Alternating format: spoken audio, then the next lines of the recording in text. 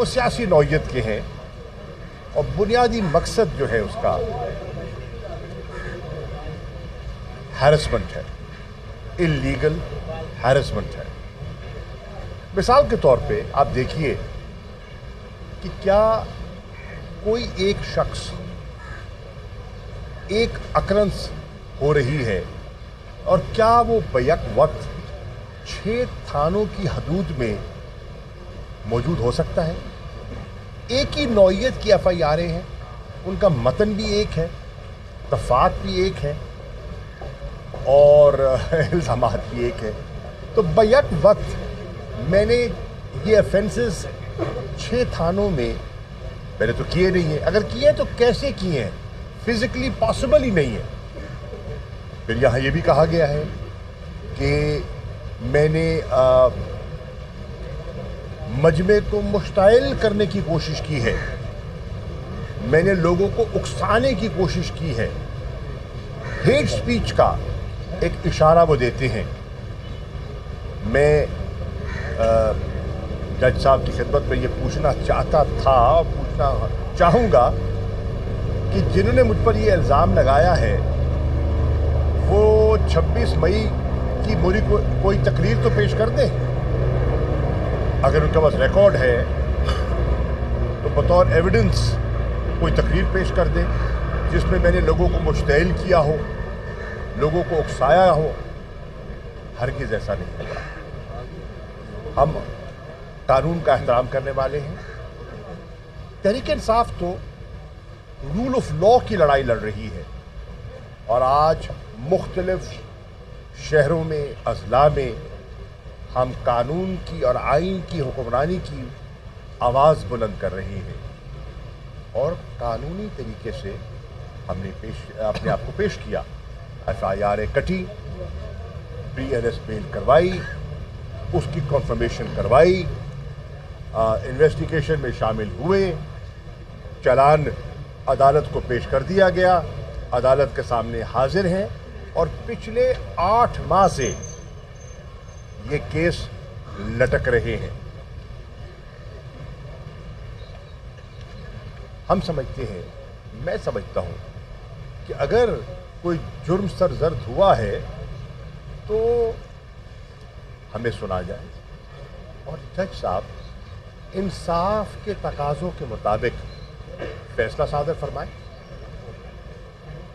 मेरी तवक्को है कि जज साहब जल्द अज जल्द इस केस को सुनेंगे और इंसाफ फरमाएंगे, क्योंकि ये कई महीनों से लटक रहा है और आज भी एक तारीख पड़ गई है 25 अप्रैल की। तो ये इन केसेस को लटकाने का मुझे मकसद समझ नहीं आता, सिवाय इसके कि एक तलवार लटकती रहे और एक सियासी दबाव में हम फंसे रहें। बहरनौ आईनी, कानूनी और सियासी जंग जारी है और मुझे उम्मीद है कि अदालतें इंसाफ करें। शुक्रिया। ये बताएं कि PTI की जानिब से बुलाई गई APC में PTI शिरकत करेगी और कौन कौन? देखिए, पहले तो सच्ची बात है, हमें तो हुकूमत की जो संजीदगी है उस पर भी ताज्जुब हो रहा है। 7 तारीख बताई गई, फिर 9 का कहा गया, अभी 9 की भी कन्फर्मेशन नहीं है।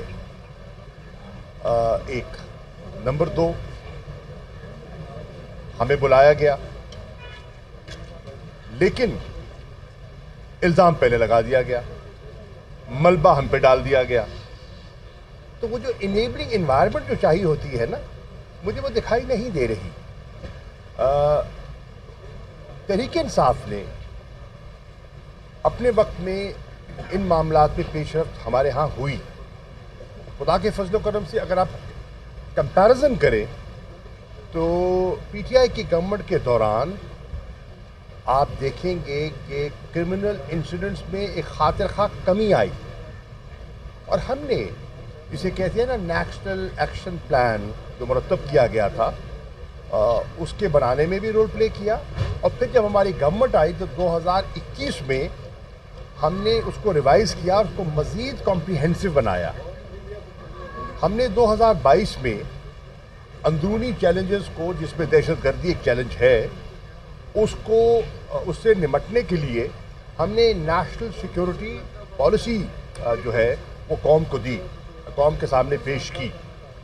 और उस नेशनल सिक्योरिटी पॉलिसी को हमने इकोनॉमिक सिक्योरिटी से जोड़ा, जो आज पाकिस्तान के शहरियों के लिए लम्हा फिक्रिया है।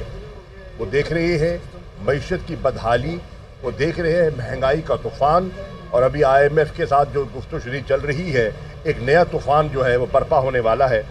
वो देख रहे हैं बढ़ती हुई बेरोज़गारी, वो देख रहे हैं सनत का पहिया जो है वो रुक गया है, वो देख रहे हैं हर तबका, ताजिर हो, सनतकार हो, किसान हो, मजदूर हो, मेहनतकश हो, नौजवान हो, सब तबके परेशान हैं। इस माहौल में आप बुलाना चाहते हैं, तहरीक इंसाफ पाकिस्तान के मफादात को तरजीह देती है। हमारी इसमें कोई ज़िद या अना नहीं है। हमने हमेशा, आपने देखा कि एक मुस्बत रवैया हमने अपनाया।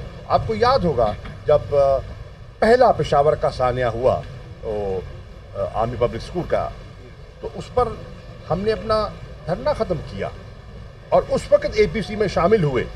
इमरान खान साहब तशरीफ़ ले गए, मैं उनके साथ था, पेशावर में इजलास हुआ और हमने पूरा तावन किया।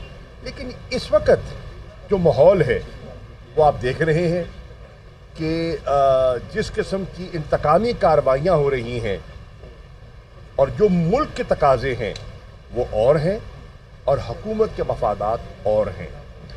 जिसे मैंने पहले भी कहा और दोहरा देता हूँ, ये कहते कुछ हैं, ये चाहते कुछ हैं। ये दिखाता